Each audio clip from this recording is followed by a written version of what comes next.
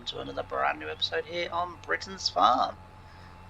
Today we are out in the fields with the Massey Ferguson, as you can see, and yes, I have had to hire a planter because I want to do peas and beans, and we need a planter to do that. So I've had to hire a planter, so you have to forgive me because although I do actually have this model now, I didn't have it roughly at the era that we're in at the moment on the game. So as I say, it is something I do have now in my collection, but didn't have at the time. So that's why I chose this one specifically, because although I didn't have it at the time, as I say, I do have it in the current collection of models. I think it sits on the back of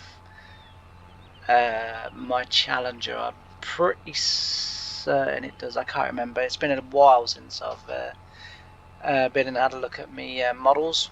I'm sure it's on the back of my Challenger because you remember from previous episodes I talked about a guy, Uncle Dick, who's not actually my uncle, but his regard, that's how we refer to him as. And he builds and converts models and different things like that. And what I got him to do was to put a front linkage on the Challenger, so that I could have the planter on the front and back, obviously, and also got him to add the pipe as well down the side, because the one that came with it, I think one came with it, or the one I had for it anyway, didn't fit properly. It didn't quite reach, so I had him do that for me. So but yeah, so hope you're all good. And so we'll get these beans in here today. With the field to my left, that's coming peas, so that will be all good in there. And then we haven't really got that much more drilling to do on the farm. Then we've got a bit more, but not much more. It's say the first week in April, or the first day in April, I should say. And as I say, we are pretty much getting planted up. The only thing really left to do, I think I've got this field and another field, if I remember correctly, to drill.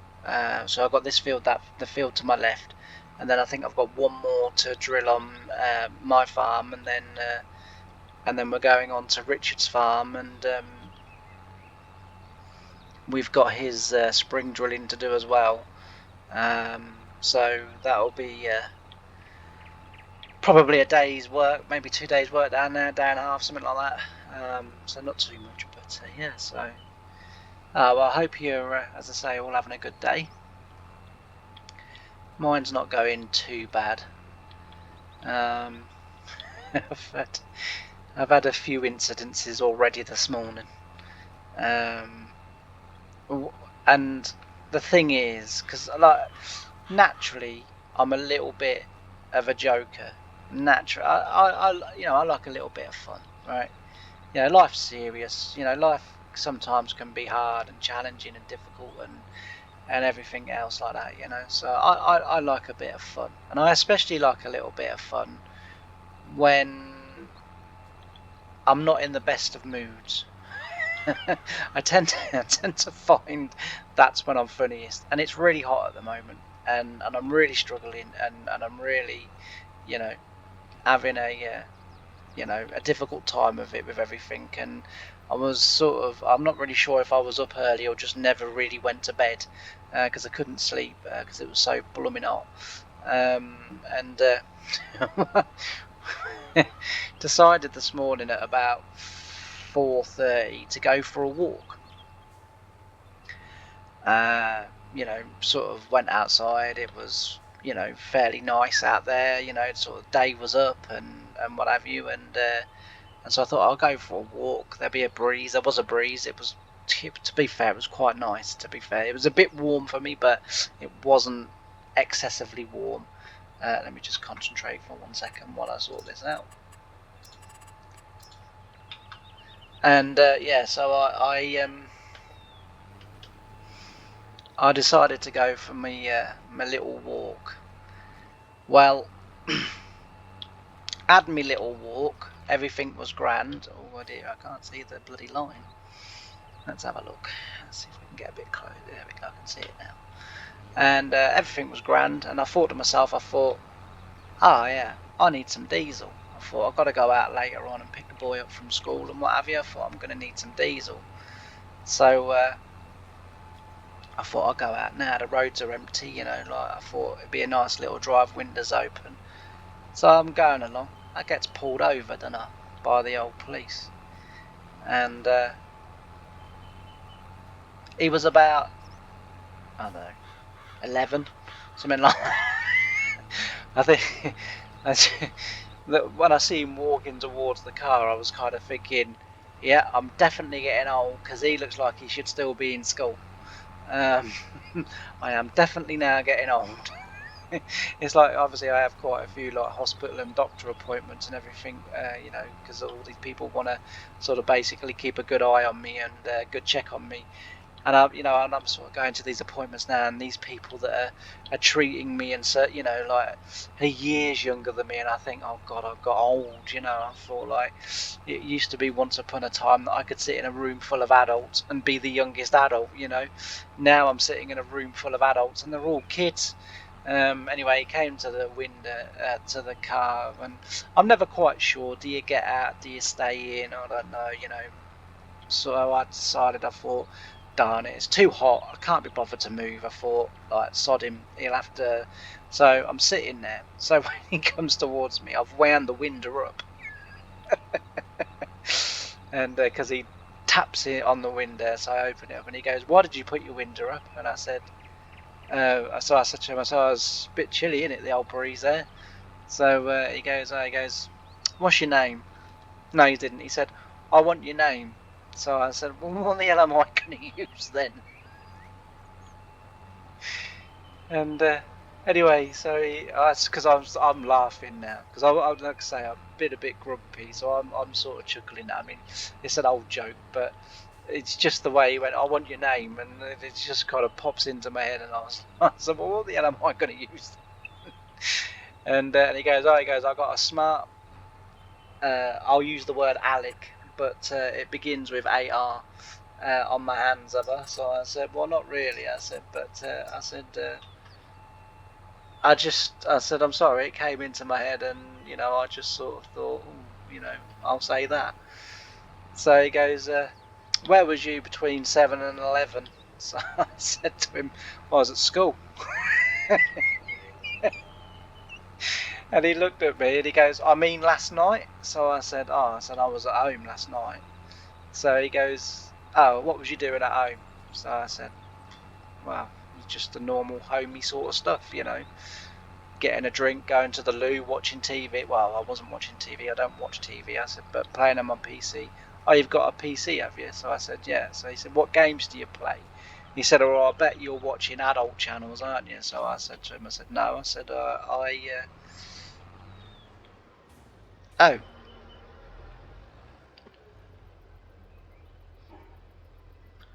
Why has that not turned over then?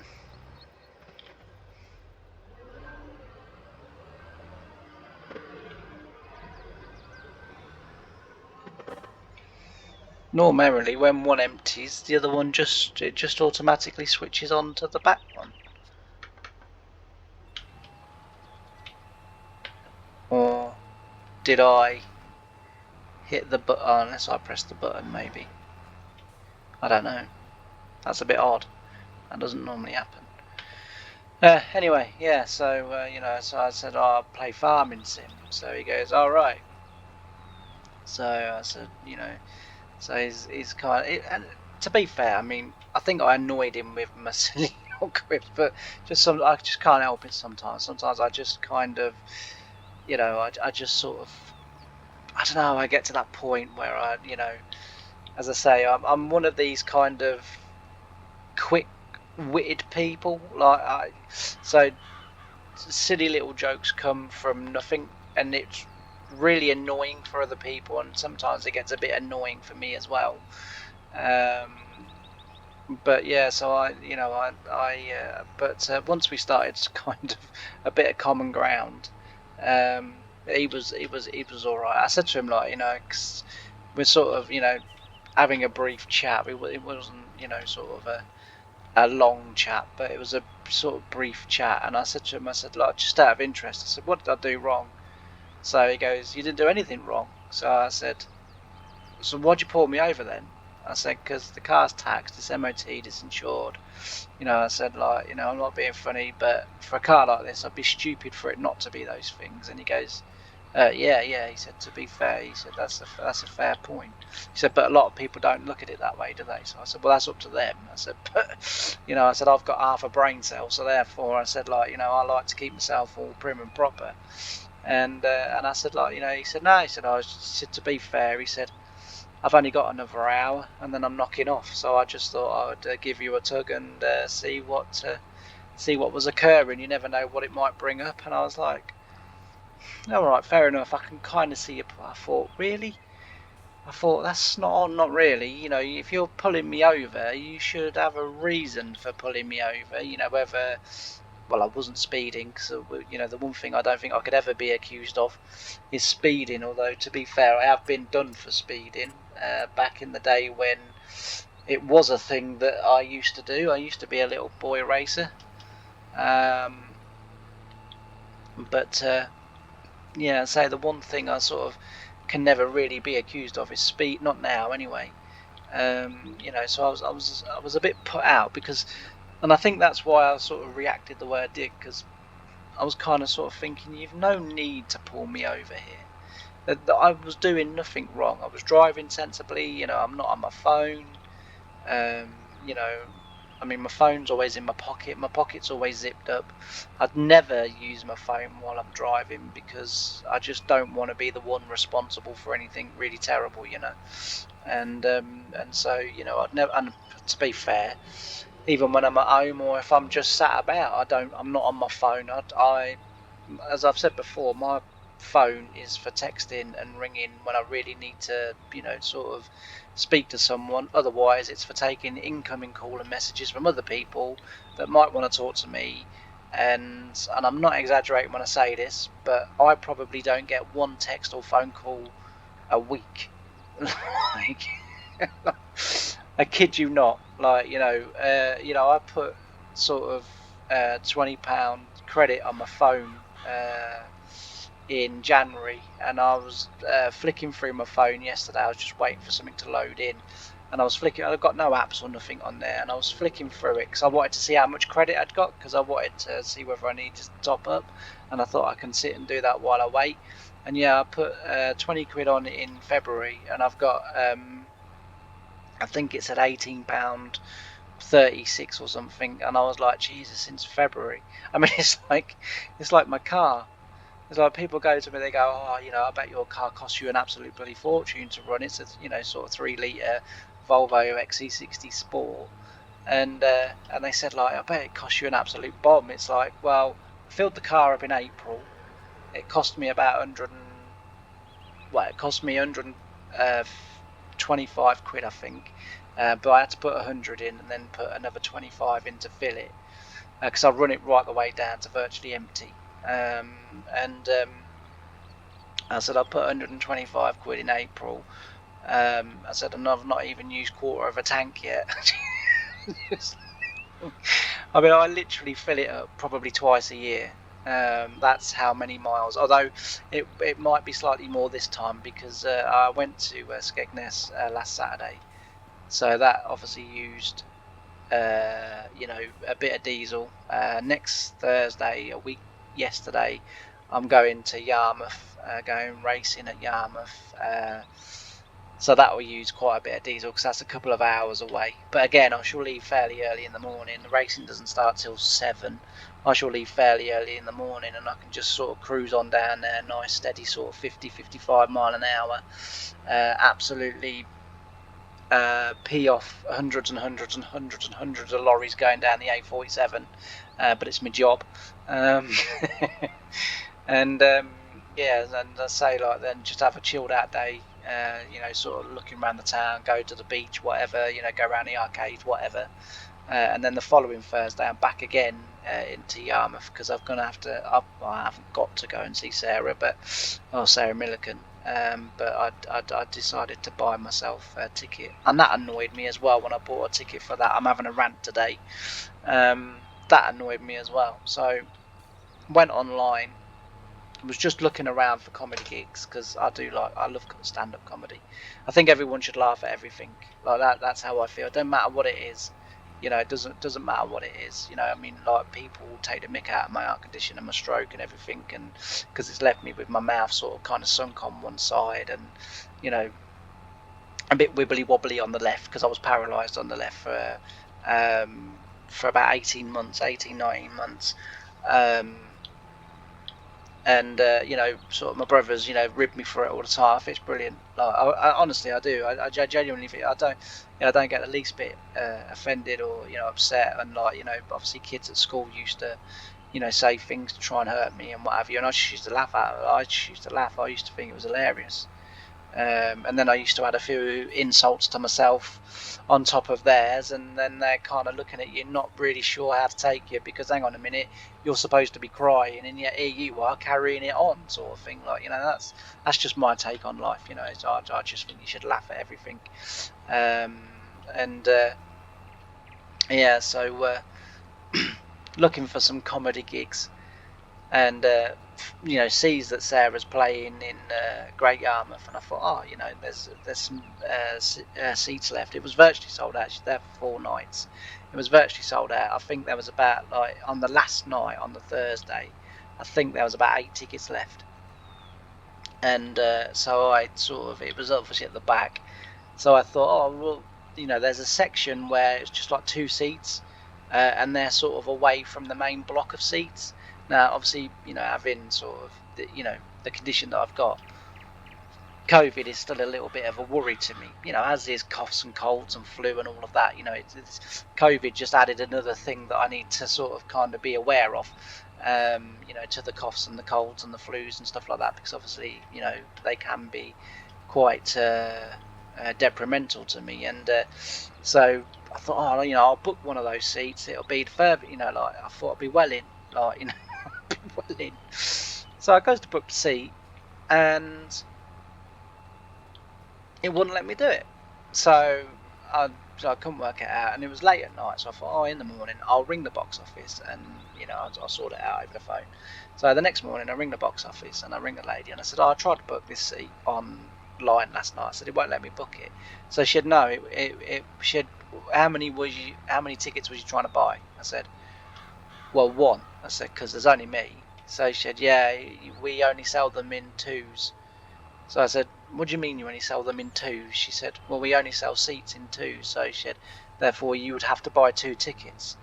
I said, why would I buy 2 tickets if only I'm the only one going? So she said, yeah, I admit it doesn't make sense, but we only sell them in 2 tickets, as a minimum of 2 tickets. She said, and any that you have thereafter need to go up in blocks of 2s. So she said, like 2, 4, 6, 8. I said, yes. I said, I'm quite capable of counting up in 2, thank you. I said, I understand what you mean. I said, what I don't understand is there's only me going, but I've got to buy 2 tickets. She said, well, yeah, it's just our rules. I said, well, it's a stupid rule. She goes, well, shit, whether you think that or not, she said, no, I don't really care. She said, that's how it is. You either buy 2 tickets or you don't have any. So I had to buy 2 tickets. So I'm now going to Sarah Millican with 2 tickets and only me going. So my mum was like, oh, why don't you find someone to go with? So I said, to be fair, I don't really know anyone. I haven't really got any friends, as you know, and, don't really know anyone, and so she said, well, what are you going to do with the other ticket then? I said, well, I'm just going to have to keep it, aren't I? I said, there's not really much I can do. So anyway, I kind of got thinking about it. So I said to Mum, I said, I know what I'm going to do. I said, I'm going to take both tickets. So she said, why? So I said, well, I said, what I'm going to do is I'm going to give her 2 tickets and stand at the thing and give her the 2 tickets. And then when she's kind of questions, well, you know, who's the second ticket for? I'm going to go, how rude. You've just offended my imaginary friend.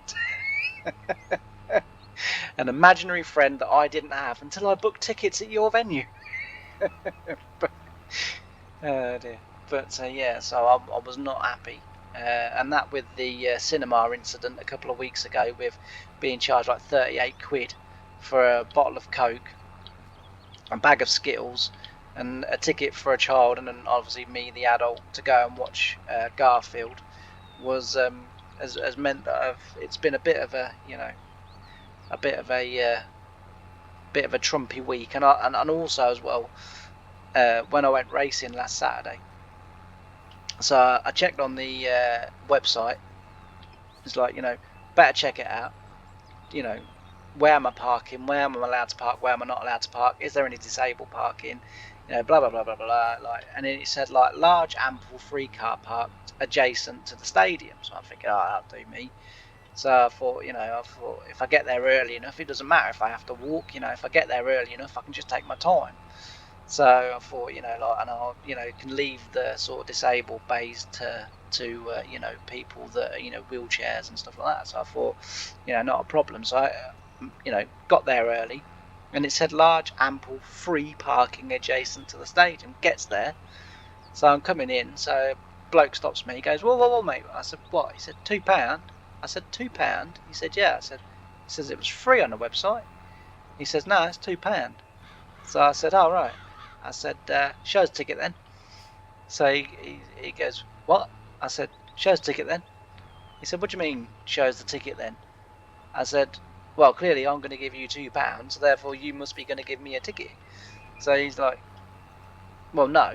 So I said, well, how will you know I've paid? He said, well, because you came past me. So I said, nah, so I ain't paying it. I said, I'll like go in, turn around and come out. So I go sitting there. And I'm sort of waiting, and then a kind of, you know, I mean, for me this is a devilish thought, but I was sort of thinking, I thought, if I go and dump my car in the middle of all that lot, I thought, he really isn't going to know my cars. I just drove off, went right down to the far end, right down to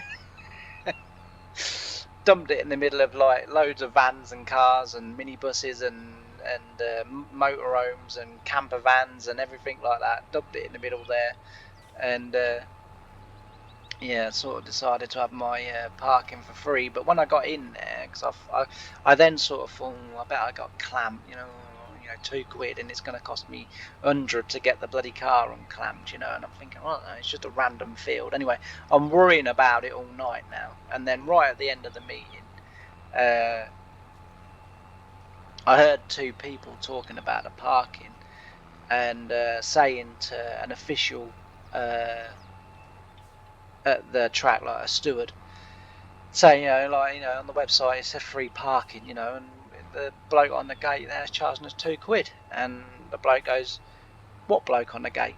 So he said, well, there's a bloke on the gate. He said, wearing all of his clothing, you know, charging us £2 for parking. So he goes, well, that was illegal. He said he weren't allowed to do that. So I kind of then sort of thought to myself, I thought, Jesus, A, that is genius. B, you need a lot of minerals to do that. But C, how much money did you make from it? It's like £2 per car, and sort of like I say, the cars sort of, I mean, I got there, so I was like, I weren't queuing behind anyone, so I just got there and sort of drove in, and I thought the 2 geezers standing there were for directing traffic, like telling you where to go, you see. And then when he said like £2, I was like, what? I was like, you know, no way.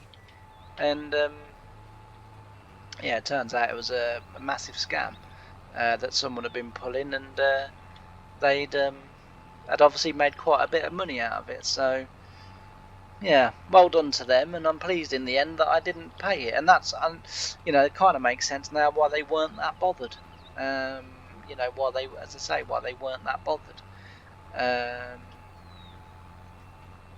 When I said, oh, I'll have to go in and turn around, and that, you know, as I say, he just wasn't that bloody concerned about it. whether he expected me to actually turn. I mean, I was going to turn around, and then I see the sort of queue trying to get in, and I just thought, oh, do you know what? I thought, no way, I ain't sitting here, because I thought if I've got a long way to walk, I'm going to need a couple of hours to, to walk it, sort of thing, like, because I'm not very good at walking, and so I sort of thought, I can't sit here. And that's when I had the devilish plan of, well, I'll just go and dump my car in the middle of that lot, and I hope I get away. It turns out I did the right thing. But yeah, so it's I feel like over the last few weeks, with the cinema, the racing, and everything else, I've kind of had my pants pulled down and my bum slapped, and it's not pleasant, but never mind. So that's kind of what I've been up to this last. I don't know. I don't think it helps that, and I've sort of said before that, my mental. I've in the past I've suffered quite badly with sort of mental illness and different things like that, and I think going through that sort of kind of 43 years of age moment in life where I sort of caught myself the other day sort of thinking, what have I done? And I think it's slowly sort of kind of dawned on me that, I don't know, it's like, a year ago it was kind of like, yeah, I can do this, this and this, and if I make mistakes I've got loads of time to correct it, and what have you, and this, that and everything else, and then it's a case of, I've now got to 43 and I've realised that actually I've kind of run out for the time to correct it. At the age of 43 I should now be living, with the results of all my hard work in my earlier years, and I just kind of, like, as I said, like, kind of sat there and contemplated it and thought, I've got no friends, because like I say, one of the sort of things to my mental well-being is that I do find it very hard to mix. I was bullied quite badly at school, and so I find mixing with lads and men really hard because I don't trust them, and as I say, like, I had a couple of female friends, but they got married and they moved on, and they're living their life, and why not? They should be.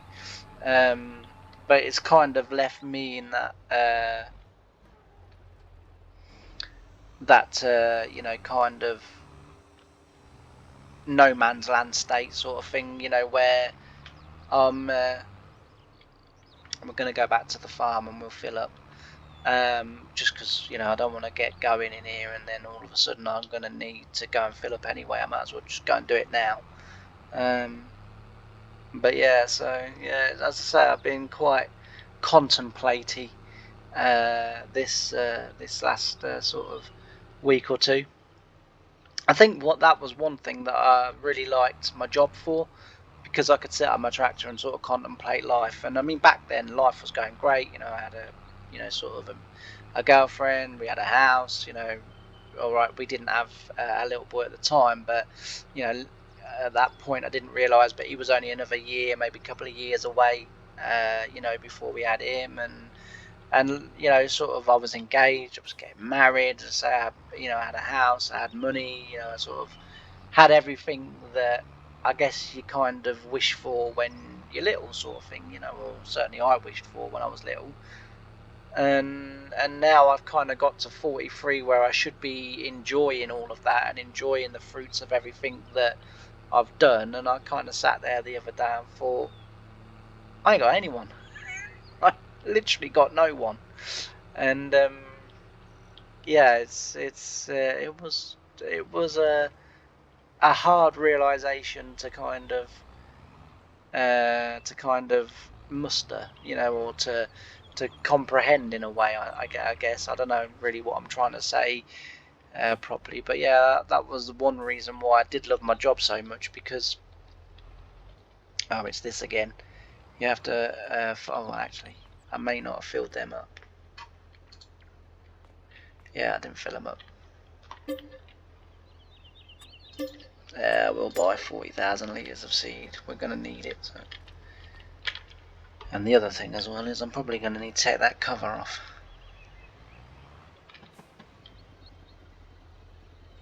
There we go. And then we'll just fill the back up. Hopefully we should be able to do it with it folded up. I'm hoping I shouldn't have to unfold it.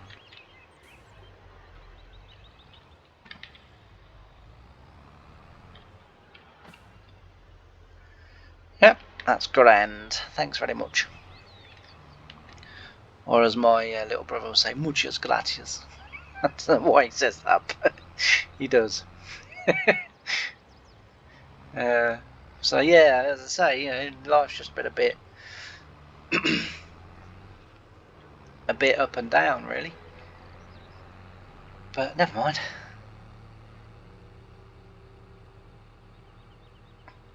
So I've just, I'm about halfway through now filming the next episode of The Farm Manager, and I've got to say, it looks a cracking episode. I've got the insider, you know, the insider knowledge. I know what's coming, and yeah, I'm absolutely. Do you know what? I'm a Wally.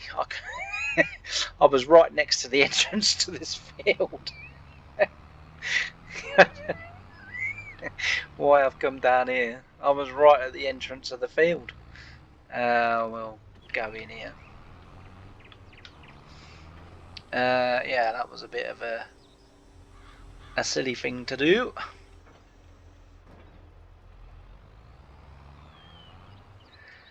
Alright. We're all ready to go. We'll drill some peas. We'll turn that off like there. But yeah, so I'm really enjoying recording and doing that episodes at the moment.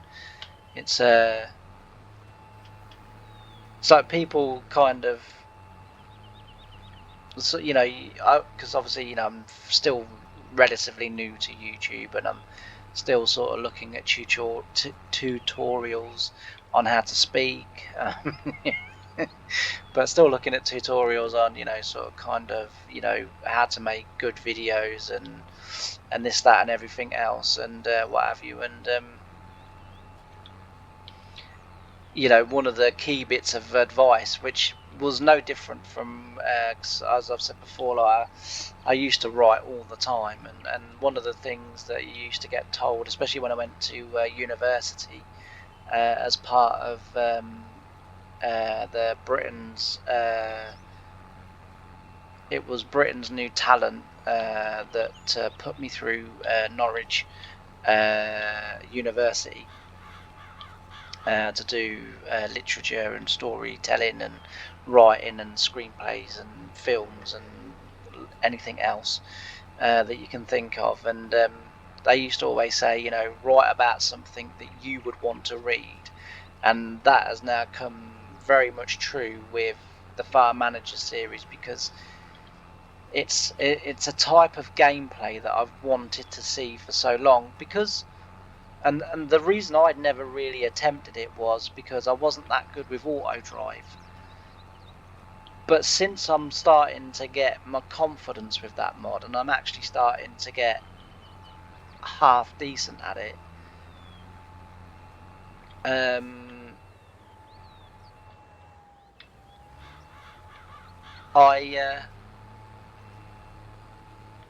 I've always been really competent with course play, and that again still, thank goodness, hasn't really changed. And I just sort of thought, look, if I can master course play to do all the field work and master auto drive to do the road work, I thought I'm on a winner.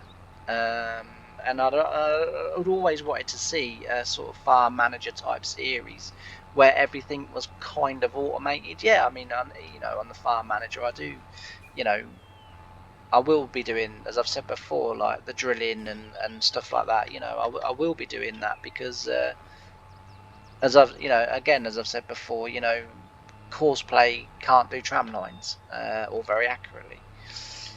So yeah, I'm going to be doing the drilling, because I need the tram lines in, because that's what we do in this country, and that's near enough every farm. There are a few farms that don't do it, that decide to put the tram lines in with the machinery and just run the tram lines, run them down, but they plant them.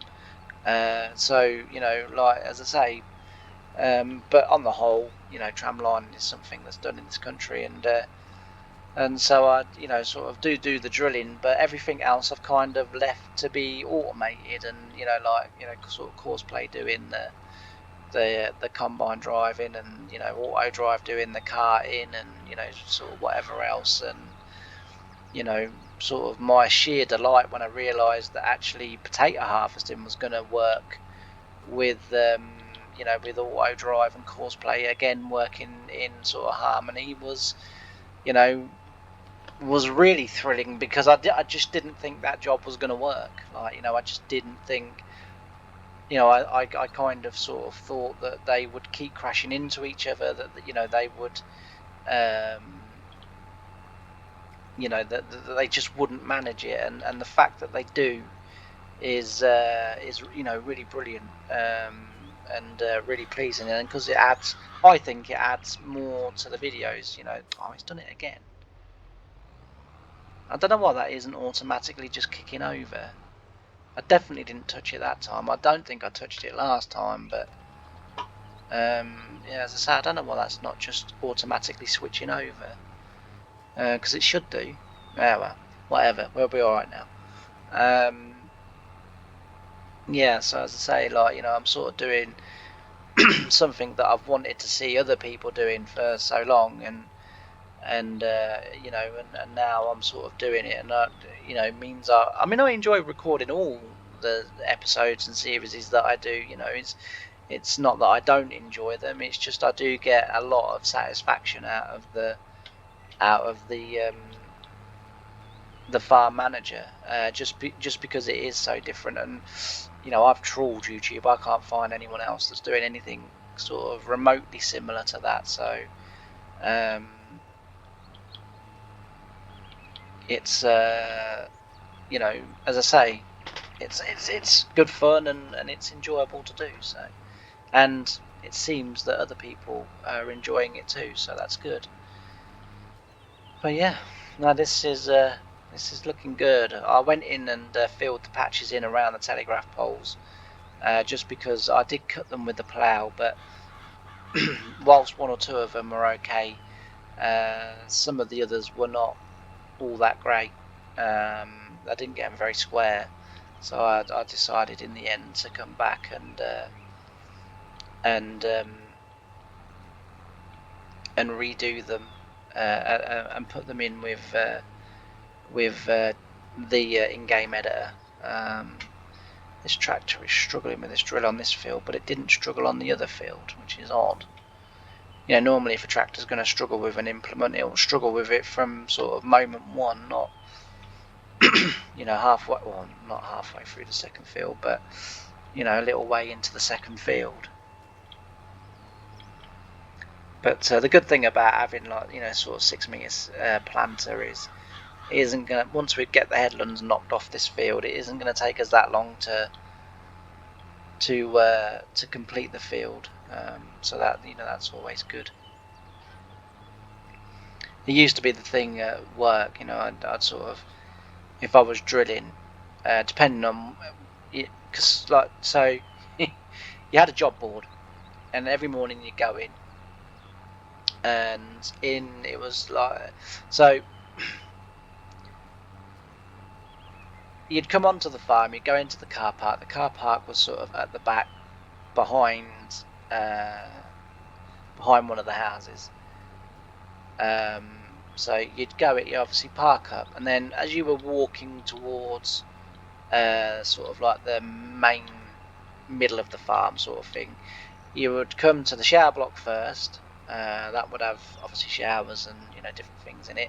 Then you come to the toilet block. This is all one building, but then you would be sort of with the toilet block, and then you would get like the it was So it's like a cloakroom, and sort of for your bags or whatever. Because I mean, if you were working on the farm, you'd leave, you'd obviously leave your bags in there or in the dining room or somewhere like that.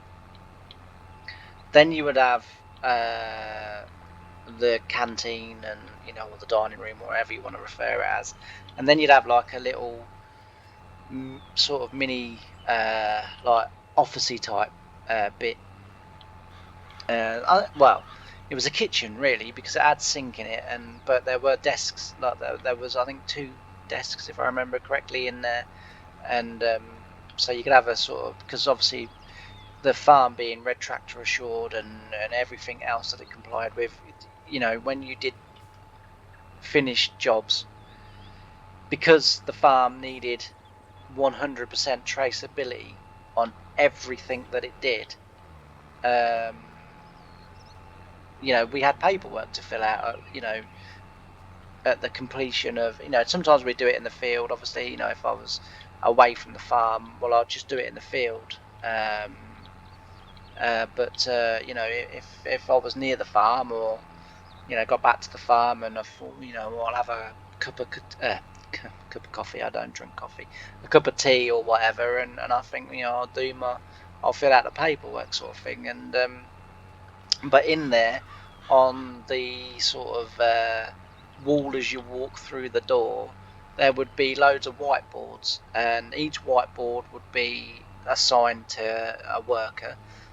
So obviously I had one, and on that whiteboard would be your jobs, whether it be for the week, whether it be for the day, whether it be for, I mean, like in the winter time, it would sometimes be for the month, like that, and if you got this didn't apply in the summer, but in the winter time, if you got your work sort of completed and done, then you could, in theory, have the rest of the month off.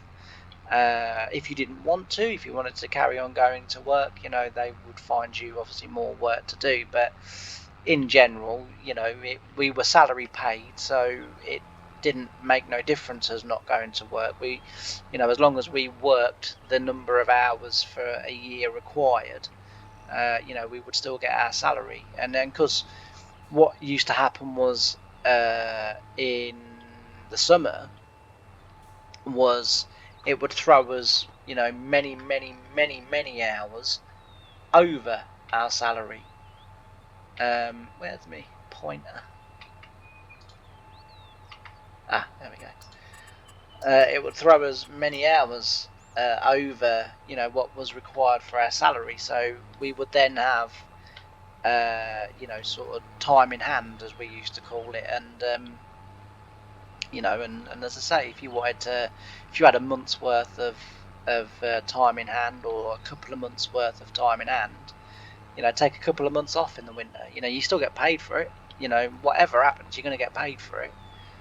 And that's what we would do. But anyway, you would have a job board, and you would go in, and as I say, it would say either, you're going here, or you're doing this, or this week you'll be on farm, 8 or whatever, because we had 2 main farms. So 2 main farms, where because the arable team was split in 2. So on one of the main farms, you had the first side of the arable team, which would be sort of ploughing, drilling, cultivating, spraying, fertilizing, and stuff like that. And then the second half of the arable team would be the harvesting side of it. Although, for how it worked, it may as well have just been one team, because you all ended up on each other's teams anyway, because obviously, with the amount of acreage that we had to get done, 4 of us couldn't get the whole sort of autumn drilling completed, the same way that I think there was 3 on the harvest one, couldn't have got the whole harvest completed, without sort of us lot all mucking in. But as I say, you'd have your board, and it would give you your jobs, and then you would then go into the canteen, and you'd start work at 7, but until half 7, you'd all go into the canteen, and you'd all get a cup of tea or coffee or whatever, and some used to get some cereal and what have you, and just sit and sort of socialise for half an hour. And the farm were really happy with that. The farm were more than happy for us to do that, because their belief was that they expected us to give them absolutely everything in the working day, so therefore they could give back to us a little bit of kind of like us time, if that, it's probably not a great way to put it, but they were happy for us for half an hour or 45 minutes or whatever in the morning, first thing in the morning, to sit in the canteen and sort of have a good old chat. And I mean, if it was winter time, that could turn into a couple of hours because there might not be much on.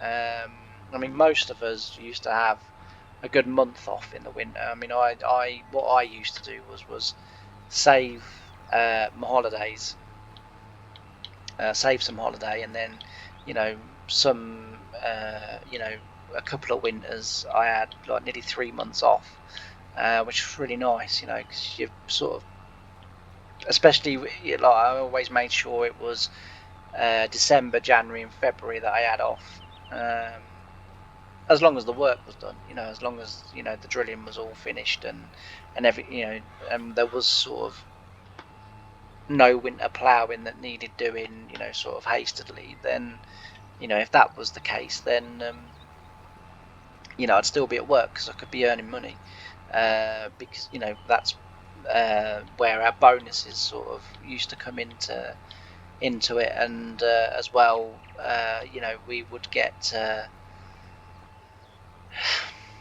so if it was normal wages, it would be called overtime. We would get overtime pay, and it was kind of how it was. But for every hour you worked afterwards, that was kind of like extra pay, on top of your salary. So it was well worth doing. And as I say, the bonus system at the farm was very, very generous. But if you weren't complying, if you weren't doing what you needed to do, then that it could be very as quick as they give you it, they could take it away again. So if your machines were using what they considered to be this bit applied more to the lorry drivers than the tractor drivers, because they understood that our conditions vary from field to field. Whereas when you're a lorry driver driving on the road, in theory your conditions don't vary that much. So if you started using a lot of diesel, then you would start to lose that much of your bonus.